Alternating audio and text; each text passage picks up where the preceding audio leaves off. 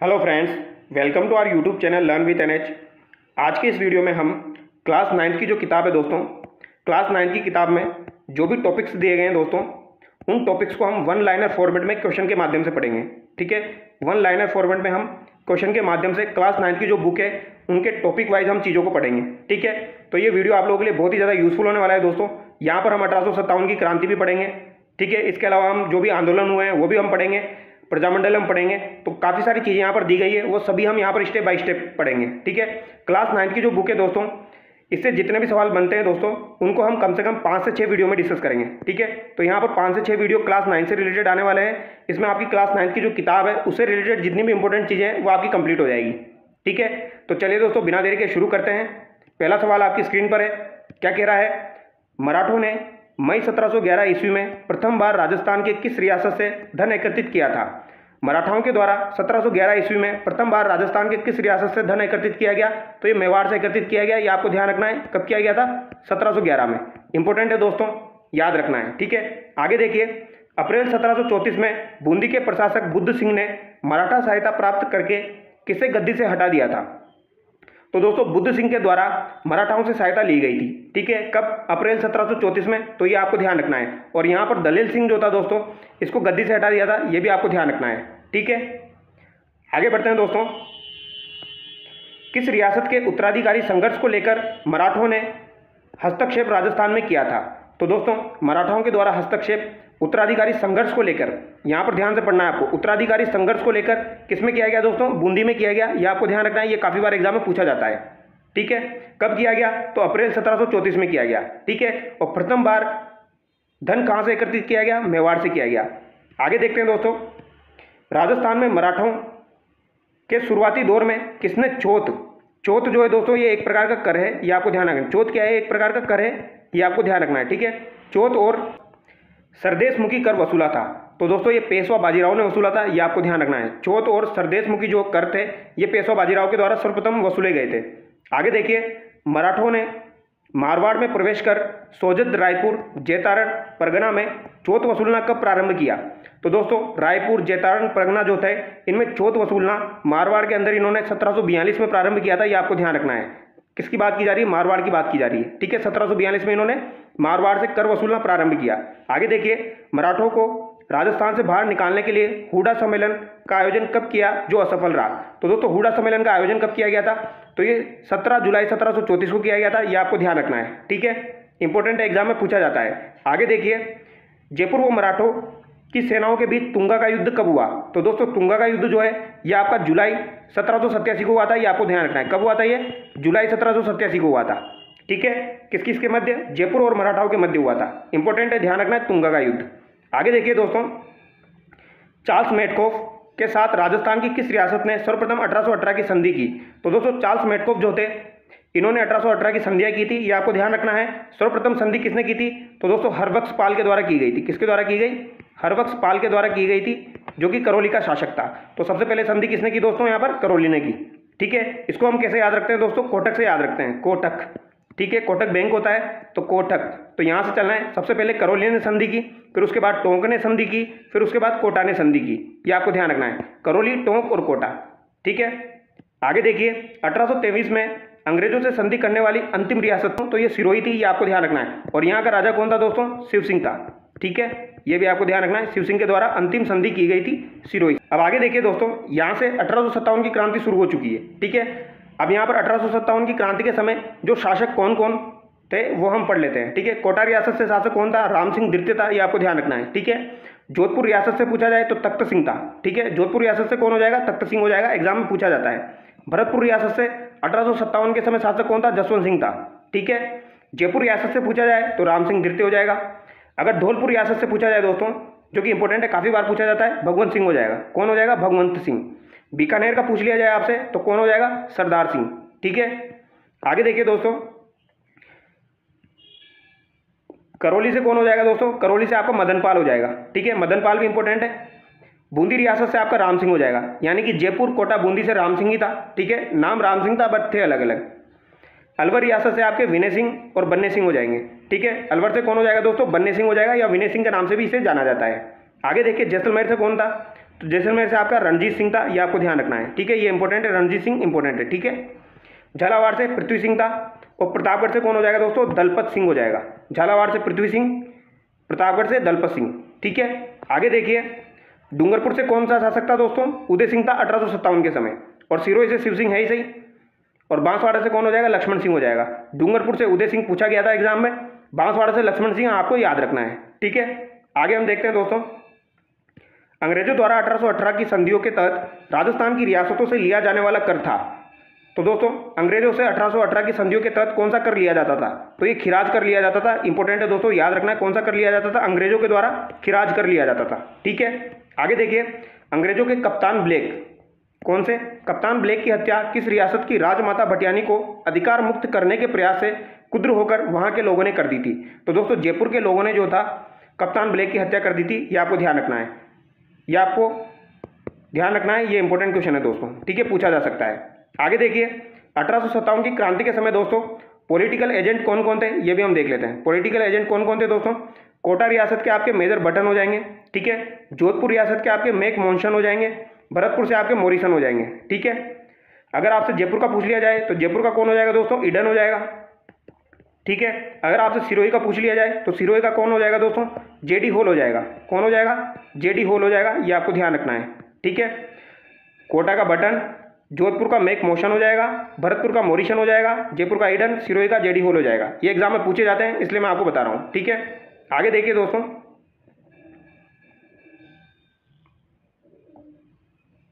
सिरोही का JD whole ये हमने बता ही दिया, सिरोही का जेडी होल ये हमने डिस्कस कर ही लिया, उदयपुर का सावर्स, जयपुर का ईडन। तो दोस्तों 1857 की क्रांति के समय राजस्थान में छावनियाँ कितनी थी, 6 छावनियाँ थी, ये आपको ध्यान रखना है। कौन कौन सी थी, एक तो आपकी नसीराबाद हो जाएगी, एक आपकी नीमच हो जाएगी, एक आपकी देवली है, एक ब्यावर है, एक एरिनपुरा है, एक खेरवाड़ा है, ये आपको ध्यान रखनी है, ठीक है। 6 छावनियाँ थी, जिसमें विद्रोह में भाग किस किसने नहीं लिया था दोस्तों, तो खेरवाड़ा और ब्यावर के द्वारा विद्रोह में भाग नहीं लिया गया था, ये आपको ध्यान रखना है, ठीक है।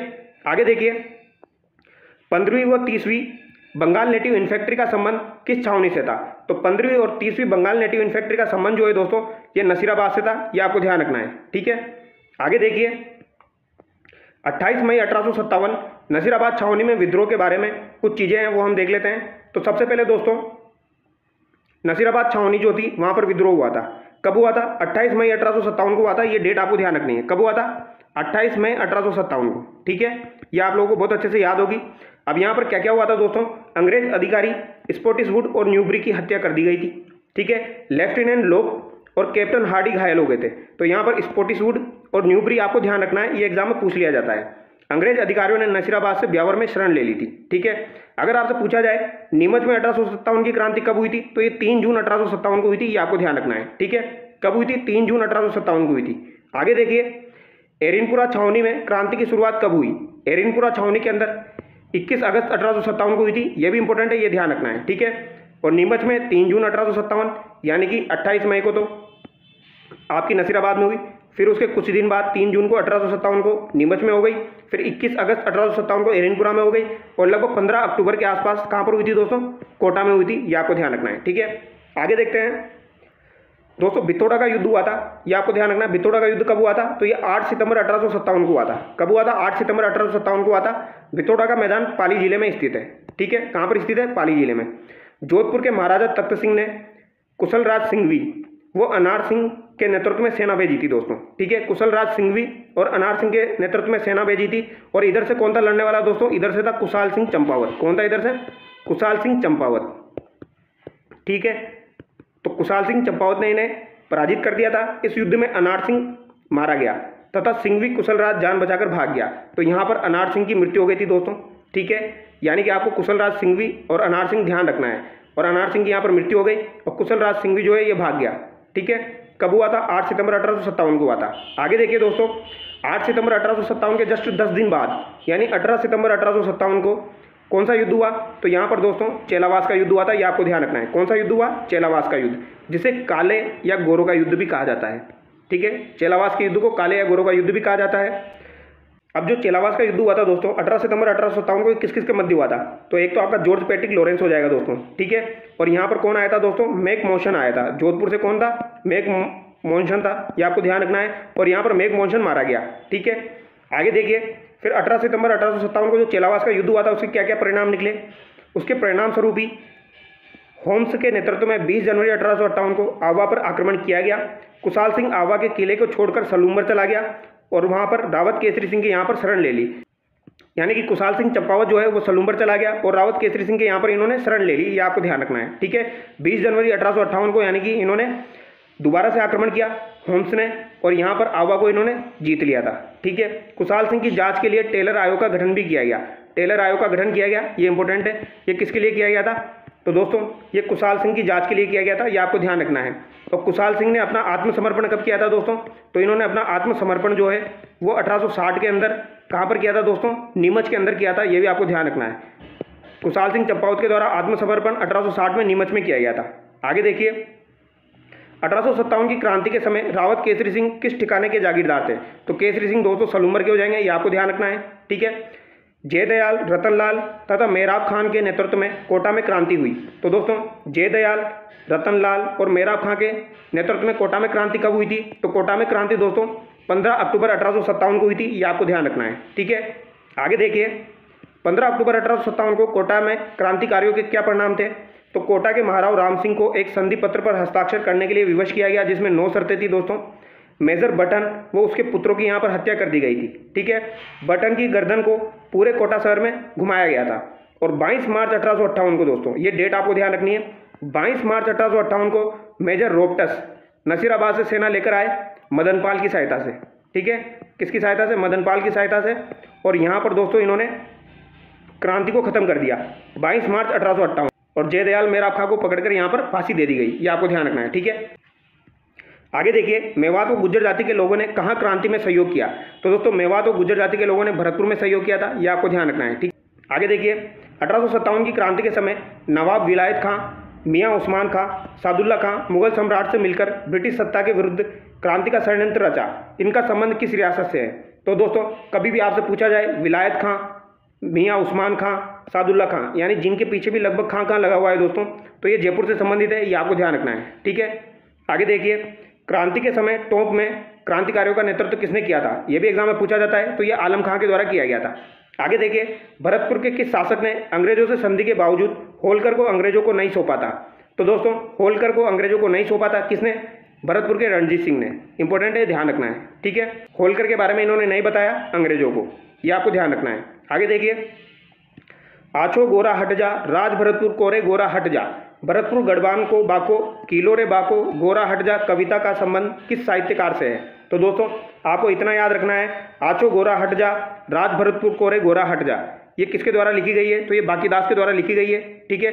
बाकीदास जो थे दोस्तों तो ये मारवाड़ से संबंधित है, जोधपुर से, ठीक है। ये मानसिंह के दरबारी कवि थे, ये आपको ध्यान रखना है। बट इन्होंने भरतपुर से रिलेटेड ये कविता लिखी है, आछो गोरा हट जा, राज भरतपुर कोरे गोरा हट जा, ये आपको ध्यान रखना है, ठीक है। बाकीदास के बारे में कुछ चीज़ें हम देख लेते हैं। बाकीदास मारवाड़ के शासक मानसिंह के राजकवि व काव्यगुरु थे। आयो अंग्रेज मुल्क रे ऊपर, ये भी इंपॉर्टेंट है दोस्तों। तो आयो अंग्रेज मुल्क रे ऊपर ये किसकी रचना है? तो ये बाकीदास की रचना है, ये काफ़ी बार एग्जाम में पूछी जाती है, ठीक है। उनकी ग्रंथावली जो है दोस्तों, इनकी ग्रंथावली है बाकीदास जी की, उनको नागरी प्रचारणी सभा से 3 खंडों में प्रकाशित हो चुकी है। यानी इनकी ग्रंथावली नागरी प्रचारणी सभा से 3 खंडों में प्रकाशित हो चुकी है, ये भी ध्यान रखना है, ठीक है। आगे देखिए दोस्तों, साहित्यकार सूर्यमल मिश्रण के बारे में। सूर्यमल मिश्रण का जन्म 1815 में और मृत्यु 1868 में हुई, ठीक है। 19 अक्टूबर 1990 को 200 पैसे का डाक टिकट जारी किया गया सूर्यमल मिश्रण के ऊपर, ठीक है।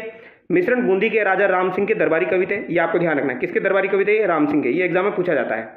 वीर सतसई में 1857 की क्रांति का वर्णन है, ये किसकी रचना है? तो अगर आपसे पूछा जाए 1857 की क्रांति का वर्णन किस में है दोस्तों, तो वीर सतसई में, ये आपको ध्यान रखना है। और ये किसके द्वारा लिखी गई है? ये सूर्यमल मिश्रण के द्वारा लिखी गई है। आगे देखिए, आवा युद्ध पर कविता लिखने वाले साहित्यकार थे। तो दोस्तों आवा युद्ध जो हुआ था उसके ऊपर कविता किसने लिखी थी? इंपॉर्टेंट है दोस्तों, किसने लिखी थी? तो ये आपकी कवि गिरवरदान ने लिखी थी, ये आपको ध्यान रखना है। किसने लिखी दोस्तों? गिरवरदान ने लिखी है दोस्तों, ठीक है, वरदान ने, गिरवरदान। आगे देखिए, सीकर जिले के डूंगर जी और जवाहर जी चाचा भतीजा थे, तो ये आपको सीक्वेंस से याद रखने हैं। डूंगर जी और जवाहर जी कौन थे? चाचा और भतीजा थे, ठीक है। उनमें डूंगर जी के बारे में कुछ चीज़ें देख लेते हैं। डूंगर जी जो थे दोस्तों, ये शेखावटी ब्रिगेड के रिसालदार थे, ये आपको ध्यान रखना है। डूंगर जी को उसके साले भेरू सिंह ने धोखे से पकड़वा दिया, ठीक है। डूंगर जी को आगरा दुर्ग में बंद किया गया। यानी डूंगर जी को आगरा दुर्ग में बंद किया गया था। फिर लोहट जी के द्वारा इन्हें छुड़ाया गया था, ये भी आपको ध्यान रखना है। लोहट जी जाट जो थे उनके द्वारा छुड़ाया गया था। डूंगर जी का निधन जोधपुर दुर्ग में हुआ, तो ये भी पूछा जा सकता है डूंगर जी का निधन कहाँ पर हुआ था दोस्तों, तो जोधपुर दुर्ग में हुआ था। ठीक है, आगे देखिए, गढ़सीसर बीकानेर के पास जब डूंगर जी और जवाहर जी को अंग्रेजों द्वारा जोधपुर सेना की सहायता से घेरा गया तो जवाहर जी भागकर कहाँ चले गए थे, तो दोस्तों जवाहर जी भागकर खेरकट्टा चले गए थे, ये आपको ध्यान रखना है। कहाँ चले गए थे, खेरकट्टा चले गए थे, जब जोधपुर की सेना ने घेर लिया था। आगे देखिए, 1804 जाट परिवार में जन्मे लोहट जी निठारवाल का संबंध किस जिले से था, तो दोस्तों इनका संबंध सीकर से है, ये आपको ध्यान रखना है। ठीक है, लोहट जी का संबंध किससे है, सीकर से है।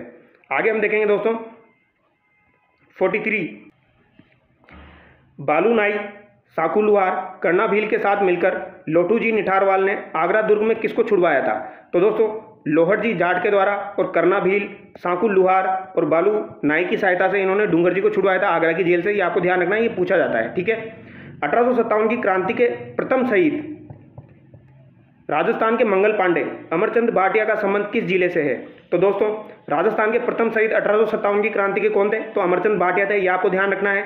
इन्हें राजस्थान के मंगल पांडे के नाम से जाना जाता है। ठीक है, इनका संबंध बीकानेर से है, ये आपको ध्यान रखना है।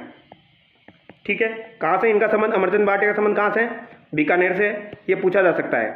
आगे देखिए, अमरचंद भाटिया का जन्म 1793 को हुआ, जबकि उन्हें 1858 को फांसी कहाँ दी गई, तो दोस्तों इनको फांसी ग्वालियर में दी गई थी, ये आपको ध्यान रखना है। कहाँ पर दी गई, ग्वालियर में दी गई, 1858 में इनको फांसी दी गई।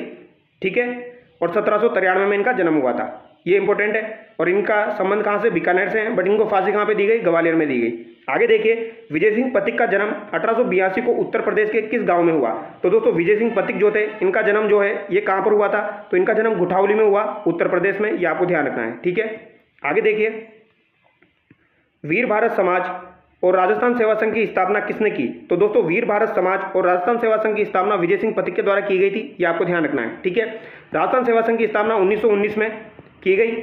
ठीक है, और कहाँ पर की गई थी, वर्धा में की गई थी, ये भी आपको ध्यान रखना है। और वर्धा से दोस्तों राजस्थान केसरी नामक समाचार पत्र जो था वो निकाला जाता था, ये भी आपको ध्यान रखना है, किसके द्वारा, विजय सिंह पथिक के द्वारा। बिजोलिया किसान आंदोलन के किस चरण का नेतृत्व विजय सिंह पथिक के द्वारा किया गया, तो बिजोलिया किसान आंदोलन दोस्तों 3 चरणों में चला था। ठीक है, तो विजय सिंह पथिक दूसरे चरण में जुड़े थे, यानी द्वितीय चरण इसका आंसर हो जाएगा। ठीक है, आगे देखिए, विजय सिंह पथिक द्वारा राजस्थान केसरी का प्रकाशन सर्वप्रथम कहाँ से किया गया, तो देख लीजिए ये आ गया, वर्धा से किया गया था। ठीक है, और नवीन राजस्थान जो है दोस्तों इसका प्रकाशन कहाँ से किया गया था, तो इसका प्रकाशन तो अजमेर से किया गया था, ये आपको ध्यान रखना है। ठीक है, आगे देखिए, राजस्थान केसरी, नवीन राजस्थान, तरुण राजस्थान का संबंध किस क्रांतिकारी से था, तो इनका संबंध विजय सिंह पथिक यानी भूप सिंह से हो जाएगा। ठीक है, इन्हें भूप सिंह के नाम से भी जाना जाता है। आगे देखिए, राजस्थान व जयपुर में क्रांतिकारी गतिविधियां फैलाने का श्रेय किसे जाता है, तो दोस्तों जयपुर के अंदर क्रांतिकारी गतिविधियां फैलाने का श्रेय किसे जाता है, तो ये अर्जुनलाल शेट्टी को जाता है, ये आपको ध्यान रखना है। किसको जाता है दोस्तों, अर्जुनलाल शेट्टी को जाता है। अर्जुनलाल शेट्टी ने जयपुर में जैन शिक्षा प्रचारक समिति की स्थापना कब की, इंपॉर्टेंट क्वेश्चन है दोस्तों। जैन शिक्षा प्रचारक समिति की स्थापना 1905 में की गई थी, ये आपको ध्यान रखना है। आगे देखते हैं दोस्तों, जयपुर में जैन वर्धमान विद्यालय, छात्रावास, पुस्तकालय क्रांतिकारियों को प्रशिक्षण देने के लिए किसने खोला, जिससे जोरावर सिंह, प्रताप सिंह बारठ, मानिक चंद्र, मोती चंद व विष्णुदत्त जुड़े थे, तो दोस्तों ये अर्जुनलाल शेट्टी ने खोला था, ये आपको ध्यान रखना है। यानी वर्धमान पाठशाला जो थी ये किसने खोली थी दोस्तों, वर्धमान पाठशाला जो है ये आपकी अर्जुनलाल शेट्टी के द्वारा खोली गई थी, ये आपको ध्यान रखना है। और ये कब खोली गई थी, ये 1907 में खोली गई थी। ठीक है, और जैन शिक्षा प्रचारक समिति आपकी 1905 की हो जाएगी। आगे हम देखते हैं किस पुस्तक का संबंध अर्जुनलाल शेट्टी से था दोस्तों, तो अर्जुनलाल शेट्टी के द्वारा कौन कौन सी किताबें लिखी गई है, शूद्र मुक्ति, स्त्री मुक्ति, महेंद्र कुमार। तो दोस्तों एक बार ये सवाल ऐसे कैसे पूछा गया था एग्जाम में, शूद्र मुक्ति, स्त्री मुक्ति, महेंद्र कुमार किसके द्वारा लिखी गई है, तो ये अर्जुनलाल शेट्टी के द्वारा लिखी गई है। ठीक है, आगे देखिए, केसरी सिंह बारठ के बारे में कथन बताइए, क्या क्या कथन है देख लेते हैं दोस्तों। इनका जन्म 1872 देवपुरा गांव। आगे देखिए, केसरी सिंह बारठ के बारे में कुछ डिटेल हम देख लेते हैं दोस्तों, इंपॉर्टेंट है। इनका जन्म 1872 में हुआ, कहाँ पर हुआ दोस्तों, शाहपुरा के देवपुरा गांव में हुआ, ये आपको ध्यान रखना है। ठीक है, देवपुरा गांव शाहपुरा में हुआ था इनका जन्म। इनके कर्मभूमि कोटा थी, जहां इनकी मृत्यु 1941 को हो गई, तो दोस्तों इनकी मृत्यु कोटा में हुई। ठीक है, और इनकी कर्मभूमि कौन सी है दोस्तों, तो इनकी कर्मभूमि जो है वो भी कोटा ही है, ये आपको ध्यान रखना है। ठीक है, इंपॉर्टेंट है, कर्मभूमि इनकी कोटा है, जन्मभूमि इनकी शाहपुरा भीलवाड़ा है, देवपुरा गाँव। ठीक है, याद रह जाएगा। इनकी मृत्यु 1941 में हुई और जन्म जो है दोस्तों वो 1872 में हुआ था। आगे देखिए दोस्तों, 1903 में 1903 में मेवाड़ महाराणा फतेह सिंह को चेतावनी चुंगटिया लिखकर करजन दरबार में जाने से रोका। ठीक है, तो इन्होंने दोस्तों चेतावनी चुंगटिया नाम से 13 सोटे लिखे थे डिंगल भाषा में। ठीक है, फतेह सिंह को 1903 में, और उन्हें करजन दरबार में जाने से रोका था, ये आपको ध्यान रखना है। 1910 में वीर भारत सभा की स्थापना की। तो 1910 में वीर भारत सभा की स्थापना किसने की थी दोस्तों?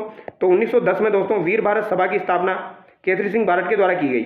और अगर आपसे पूछा जाए वीर भारत समाज की स्थापना किसने की थी, तो ये विजय सिंह पथिक यानी भूप सिंह के द्वारा की गई थी। ठीक है, सभा और समाज में दोनों अंतर समझ लेना आप। ठीक है, आगे देखिए, केसरी सिंह बारट ने अपने भाई जोरावर सिंह, पुत्र प्रताप सिंह बारट, जामाता ईश्वरदान आसिया को किसके पास क्रांति का व्यवहारिक अनुभव व प्रशिक्षण लेने के लिए भेजा था? बहुत ही शानदार क्वेश्चन है दोस्तों। ठीक है, तो ये किसको भेजा था? मास्टर अमीर चंद। आगे देखिए, केसरी सिंह बारट ने अश्वघोष की किस रचना का हिंदी में अनुवाद किया? तो दोस्तों अश्वघोष के द्वारा बुद्ध चरित्र लिखी गई थी, इसका केसरी सिंह बारट के द्वारा हिंदी में अनुवाद किया गया, ये आपको ध्यान रखना है। ठीक है, अश्वघोष की पुस्तक है बुद्ध चरित्र, और इसका हिंदी में अनुवाद किसने किया? केसरी सिंह बारट के द्वारा किया गया। भारत में एकमात्र केसरी सिंह बारट ऐसा क्रांतिकारी था जिन्होंने भारत माता की दास्ता की श्रृंखलाओं को काटने के लिए अपने समस्त परिवार को स्वतंत्रता के युद्ध में झोंक दिया। ये कथन किसका था दोस्तों? तो ये कथन रास बिहारी बोस का था, ये आपको ध्यान रखना है। किसका था? ये रास बिहारी बोस का था, ये आपको ध्यान रखना है। ठीक है, आगे देखते हैं दोस्तों, प्रताप चरित्र, दुर्गादास चरित्र, रूटी रानी, जसवंत चरित्र, राज सिंह चरित्र, कुसुमांजलि नामक ग्रंथ किसने लिखे? तो दोस्तों प्रताप चरित्र, दुर्गादास चरित्र, रूटी रानी बहुत ही ज़्यादा इंपॉर्टेंट है, जसवंत चरित्र, राज सिंह चरित्र, ये सब किसके द्वारा लिखे गए? ये सब किसके द्वारा लिखे गए? तो ये सब केसरी सिंह बारट के द्वारा लिखे गए हैं। ठीक है, आगे देखिए, 1912 में जोधपुर के महंत प्यारेलाल की हत्याकांड में केसरी सिंह बारट को किस जेल में 20 वर्ष की सजा दी गई? तो दोस्तों प्यारेलाल हत्याकांड जो था ये 1912 में हुआ था, ये आपको ध्यान रखना है। इसके तहत इनको 20 वर्ष की सजा दी गई थी और इन्हें हजारीबाग जेल में डाला गया था, ये आपको ध्यान रखना है। ठीक है, हजारीबाग जेल में इन्हें डाला गया था और इन्हें 20 वर्ष की सजा हुई। 1912 में प्यारेलाल हत्याकांड हुआ था, ये आपको ध्यान रखना है। ठीक है, आगे देखिए, केसरी सिंह बारट के पुत्र प्रताप सिंह बारट का जन्म 1893 को कहाँ हुआ? प्रताप सिंह बारट का जन्म दोस्तों शाहपुरा भीलवाड़ा में हुआ। ठीक है, आगे देखिए, प्रताप सिंह बारट से रिलेटेड कुछ इंपॉर्टेंट बातें। क्रांतिकारी मास्टर अमीरचंद तथा अर्जुन लाल शेट्टी के वर्तमान पाठशाला से इन्होंने प्रशिक्षण लिया। अमीरचंद भी आपको ध्यान रखना है। ठीक है, बनारस कांड में गिरफ्तार कर बरेली जेल में 5 वर्ष की सजा दी गई। तो दोस्तों बनारस कांड जो हुआ था उसमें इन्हें बरेली जेल में डाला गया और 5 वर्ष की सजा सुनाई गई। यानी कि अगर आपसे पूछा जाए तो केसरी सिंह बारट का संबंध तो किससे है दोस्तों? हजारीबाग जेल से है। ठीक है, और अगर आपसे पूछ लिया जाए प्रताप सिंह बारट का संबंध कौन सी जेल से है, तो बरेली जेल से। इसी तरीके से क्वेश्चन एग्जाम में पूछे जाते हैं। आगे देखिए, 1918 में 22 वर्ष की आयु में ये शहीद हो गए, ये आपको ध्यान रखना है। ठीक है, 22 वर्ष की आयु में मात्र ये शहीद हो गए थे 1918 में। आगे देखिए दोस्तों, मेरी माँ रोती है तो उसे रोने दो, जिसे सैकड़ों माताओं को न रोना पड़े। यदि मैंने दिल का भेद खोल दिया तो यह मेरी वास्तविक मृत्यु होगी और मेरी माता पर अमिट कलंक लगेगा। यह वाक्य अंग्रेज अधिकारी क्लीवलैंड से किसने कहे? तो दोस्तों ये प्रताप सिंह बारट ने कहे थे। किससे कहे थे? क्लीवलैंड से कहे थे। क्लीवलैंड के द्वारा प्रताप सिंह बारट के ऊपर कहा गया था दोस्तों, मैंने आज तक ऐसा इंसान नहीं देखा। ये किसने कहा था? ये क्लीवलैंड ने कहा था। ठीक है, तो ये प्रताप सिंह बारट जो है इनके द्वारा कही गई थी। इंपॉर्टेंट बात है, एग्जाम में पूछी जाती है। आगे देखिए, राजस्थान के किस रियासत के राजा ने प्रताप सिंह बारट के आगमन पर प्रतिबंध लगा दिया था? तो दोस्तों बीकानेर के जो राजा थे उन्होंने प्रताप सिंह बारट के आगमन पर प्रतिबंध लगा दिया था, ये आपको ध्यान रखना है। ठीक है, ये पूछा जा सकता है। आगे देखिए, राजस्थान के जतीनदास बालमुकुंद बिस्सा का जन्म 1908 को कहाँ हुआ? तो दोस्तों बालमुकुंद बिस्सा का जन्म जो था, इनका जन्म डिडवाना के पीपलवा गांव में हुआ, ये आपको ध्यान रखना है। कहाँ पर हुआ? डिडवाना के पीपलवा गांव में हुआ बालमुकुंद बिस्सा का जन्म। इन्हें राजस्थान का जतीनदास कहा जाता है। ठीक है, बालमुकुंद बिस्सा के द्वारा दोस्तों चरखा संघ और खदर भंडार की स्थापना कहाँ पर की गई? नागौर में की गई, ये आपको ध्यान रखना है। ठीक है, कहाँ पर की गई? नागौर में की गई। याद रह जाएगा, चरखा संघ और खदर भंडार की स्थापना किसने की थी? तो ये बालमुकुंद बिस्सा के द्वारा नागौर में की गई। आगे देखिए, जोधपुर में भूख हड़ताल के दौरान बालमुकुंद बिस्सा की मृत्यु कब हुई? तो दोस्तों बालमुकुंद बिस्सा की मृत्यु 19 जून 1942 को हुई थी। ये आपको ध्यान रखना है। किस वजह से हुई थी? भूख हड़ताल के कारण हुई थी। तो क्वेश्चन इसी तरीके से एग्जाम में पूछा जाता है, भूख हड़ताल के कारण किसकी मृत्यु हुई थी? तो बालमुकुंद बिस्सा की। कब हुई थी? 19 जून 1942 को। ठीक है, आगे देखिए, सागरमल घोपा का संबंध किस रियासत से था? तो सागरमल घोपा का संबंध दोस्तों जैसलमेर रियासत से था। ठीक है, आगे देखिए, आज़ादी के दीवाने रघुनाथ सिंह का मुकदमा जैसलमेर में गुंडाराज पुस्तकों का संबंध किस क्रांतिकारी से था? तो इनका संबंध सागरमल घोपा से है, ये आपको ध्यान रखना है। ठीक है, आज़ादी के दीवाने, रघुनाथ सिंह का मुकदमा, जैसलमेर का गुंडाराज। ठीक है, ये तीनों एग्जाम में पूछे जाते हैं। सागरमल घोपा के बारे में कुछ चीज़ें हम देख लेते हैं। इनका जन्म 3 नवंबर 1900 को जैसलमेर में हुआ। इन्होंने जैसलमेर के तत्काल महारावल जवाहर सिंह के अत्याचारों का विरोध किया, यानी कि इन्होंने जवाहर सिंह के अत्याचारों का विरोध किया था। ठीक है, 24 मई 1941 को, ये डेट इंपॉर्टेंट है दोस्तों, 1941, 24 मई 1941 को जेल में डालकर अमानवीय यातनाएं दी गई। अप्रैल 1946 को मिट्टी का तेल लगाकर जला दिया गया। तो दोस्तों 1946 में इनको जला दिया गया, ये आपको ध्यान रखना है, और 1941 में इन्हें जेल में डाला गया था और इन्हें काफ़ी सारी यातनाएं दी गई थी और मिट्टी का तेल डालकर इन्हें जला दिया गया था 1946 में। ठीक है, आगे देखिए दोस्तों, अब हम हरलाल सिंह के बारे में देख लेते हैं दोस्तों। ठीक है, हरलाल सिंह के बारे में क्या लिखा गया है। इनका जन्म 1901 में झुंझुनू के हनुमानपुरा गांव में हुआ, ये आपको ध्यान रखना है। कहाँ पर हुआ इनका जन्म? हरलाल सिंह का जन्म झुंझुनू में हुआ था, ये आपको ध्यान रखना है, 1901 में। ठीक है, हनुमानपुरा गांव में। आगे हम देखते हैं दोस्तों, इनके द्वारा विद्यार्थी भवन झुंझुनू की स्थापना कर राजनीतिक व सामाजिक गतिविधियां स्थापित की गई। ठीक है, विद्यार्थी भवन झुंझुनू की स्थापना किसने की दोस्तों?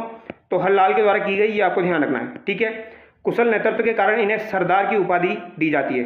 तो हो सकता है आपसे यह भी पूछा जाए सरदार की उपाधि किसे दी जाती है, तो हरलाल को दी जाती है, ये आपको ध्यान रखना है। ठीक है, आगे देखिए, 1947 में प्रजामंडल आंदोलन के दौरान किसने कहा था कि जब तक मेरी जान रहेगी तब तक मैं गांव रास्तापाल की पाठशाला बंद नहीं होने दूंगा। तो ये किसने कहा था दोस्तों?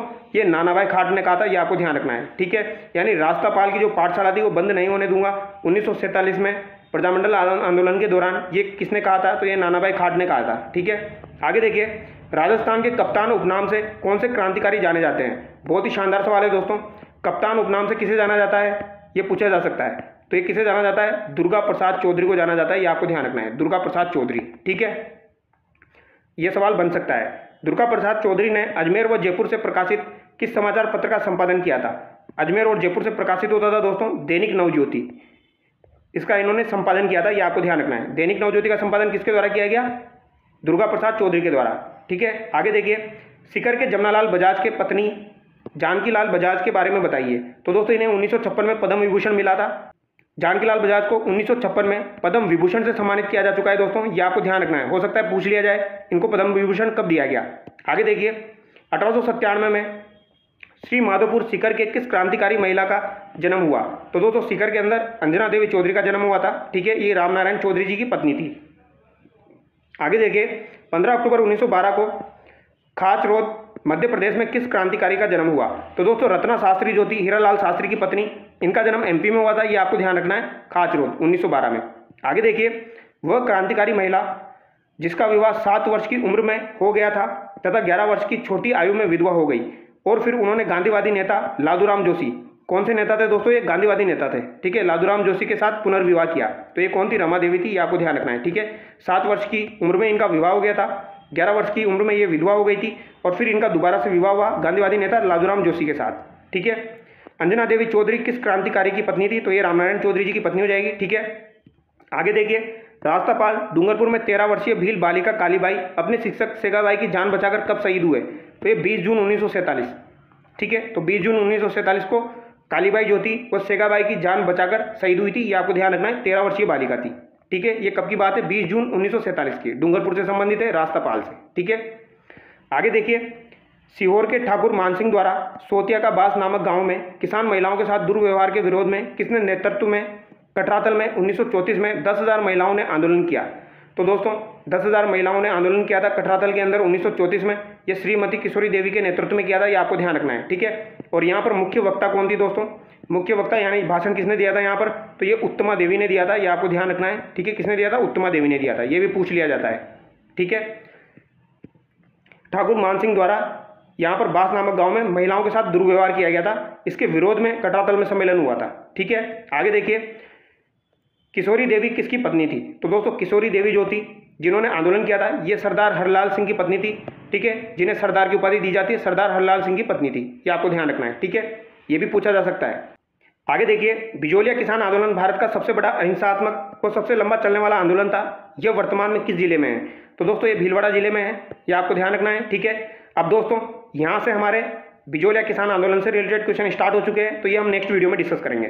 ठीक है, तो यहाँ से क्वेश्चन नंबर 84 से हम नेक्स्ट वीडियो में डिस्कस करेंगे। ठीक है, और ये 5 से 6 क्लास में मैं आपको 9th क्लास पूरी करवा दूंगा, तो आप चैनल से जुड़ जाइए और चैनल को सब्सक्राइब कर लीजिए। Thank you so much.